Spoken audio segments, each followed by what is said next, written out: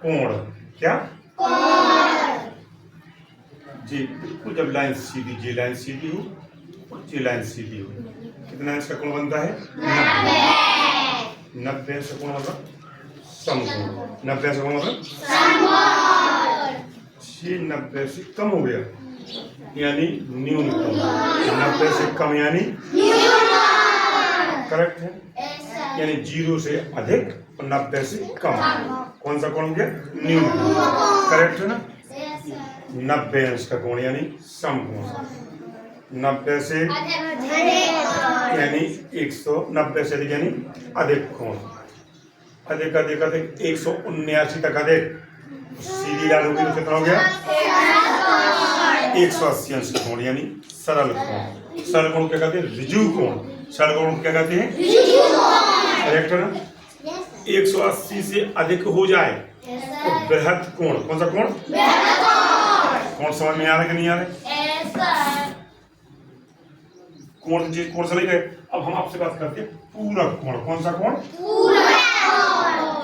पूरक कोण। पूरक कोण का होता है युग्म। पूरक का कोण क्या होता है? पूरक कोण का युग्म। युग्म माने जोड़ा। युग्म मीन्स जोड़ा। 90 का होता है। तो कितना का होता है? 90। हमने पूछी 40 अंश का पूरक कोण। 90 में से घटा दीजिए, कितना हो गया? 50। 40 अंश का पूरक कोण कितना हो गया? करेक्ट है ना? हम कहते 30 अंश का पूरक कोण कितना होगा? 90 में से घटा दीजिए, 90 में 30 कितना बचा? करेक्ट है। समपूरक कोण। कौन सा कोण? 180। समपूरक कोण कितना का? 180। इसका भी युग्म होता है, इसका भी हमने पूछा 180 अंश का समपूरक कोण। 180 में से घटा दीजिए, कितना बचा? 180 अंश का समपूरक कोण कितना होगा? 100। समझ में आ रहा है कि नहीं आ रहा? पूरक कोण मतलब 90 में से घटा दीजिए। पूरक कोण मतलब 90 में से और समपूरक मतलब 180 में से। कोणों के बारे में थोड़ा बहुत समझ में आया?